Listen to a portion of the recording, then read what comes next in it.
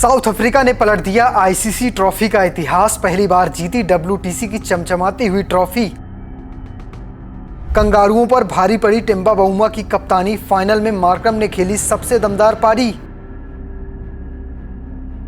Cummins, Stark और Hazlewood की तिगड़ी नहीं आई काम। दूसरी ट्रॉफी जीतने से चूकी ऑस्ट्रेलिया।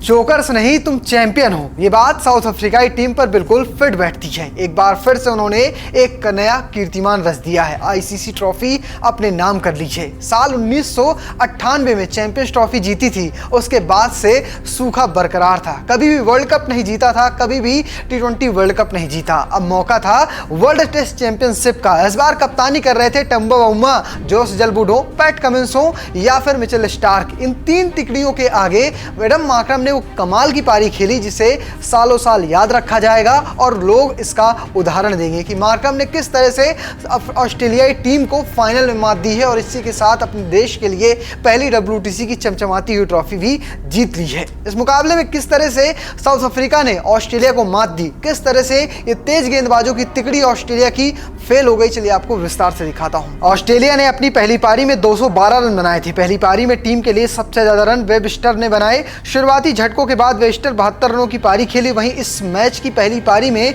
स्टीव स्मिथ ने 66 रनों की पारी खेली। इस पारी में साउथ अफ्रीका के लिए रबाडा ने 5 विकेट झटके थे। इसके अलावा मार्को यानसन को 3 विकेट मिले थे। जब कप्तान टिम्बा बाउमा ने टॉस जीता था, टॉस जीतने के बाद उन्होंने पहले गेंदबाजी का फैसला किया और 212 रनों पर ऑस्ट्रेलिया आउट हो गई तो पूरा देश उनका खुश हो गया। सब क्रिकेट एक्सपर्ट्स को लगा कि शायद ये फैसला बिल्कुल सही साबित हुआ, क्योंकि जिस तरह की लॉर्ड्स में परिस्थितियां थी उसका पूरी तरह से साउथ अफ्रीका ने फायदा उठाया। रबादा के आगे कह सकते हैं ऑस्ट्रेलिया पूरी तरह से नस्ते नाबूद हो गई। अब बारी थी साउथ अफ्रीका की। शुरुआत झटके के साथ होती है। क्या हुआ था चलिए दिखाता हूं। दक्षिण अफ्रीका की पहली पारी 138 रनों पर ऑल आउट हो गई। पहली पारी में दक्षिण अफ्रीका के किसी भी बल्लेबाज ने 50 नहीं लगाया था। टीम के लिए सबसे ज्यादा रन डेविड बेडिंगम ने बनाए थे। बेडिंगम के बल्ले से 45 रन तो टिम्बा बाउमा के 36 रनों की पारी खेली। इस पारी में ऑस्ट्रेलिया के लिए कप्तान कमिंस ने 6 विकेट झटके, स्टार्क को 2 और हेजलवुड को 1 सफलता मिली। दोनों टीमों की पहली पारियां खत्म हो गई और पूरी साउथ अफ्रीका टीम मात्र 136 रन बना पाई और यहां से ऑस्ट्रेलिया के सामने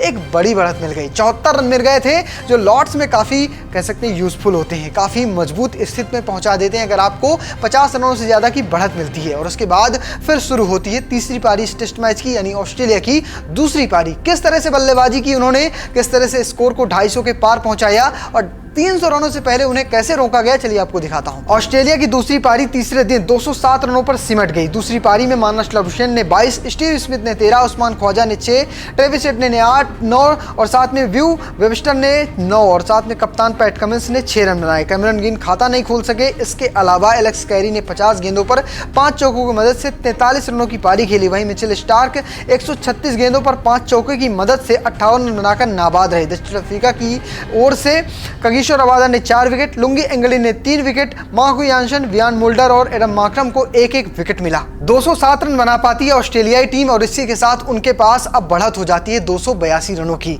लक्ष्य चेज करना था 282 रन साउथ अफ्रीका को और कह सकते हैं लॉर्ड्स के इस मैदान पर चौथी इनिंग में सिर्फ एक ही बार हुआ है जब इतना बड़ा लक्ष्य या कहें 250 रन चेज हुए हैं, वो भी साल 2005 था। उसके बाद से आज तक कभी भी ये कारनामा नहीं हुआ था लॉर्ड्स के इस मैदान पर कि चौथी इनिंग में 250 से ज्यादा रन चेज किया जा सके। लेकिन इस बार साउथ अफ्रीकाई टीम ने कह सकते हैं इतिहास ही बदल दिया। किस तरह से पारियां खेली, किस तरह से 2 दिन में गेम को खत्म किया, चलिए दिखाता हूं। जवाब में दक्षिण अफ्रीका की शुरुआत झटके के साथ हुई। रियान रेगरन सिर्फ 6 रन बना पाए, उन्हें मिचेल स्टार्क ने अपना शिकार बनाया। वहीं वियान मुल्डर सिर्फ 27 रन बना पाए, उन्हें भी स्टार्क ने पवेलियन भेजा। 70 के स्कोर पर 2 विकेट खो चुकी अफ्रीकाई टीम को बड़ी साझेदारी की जरूरत थी और एडम मार्करम ने टिम्बा बाउमा के साथ शतकीय साझेदारी निभाई।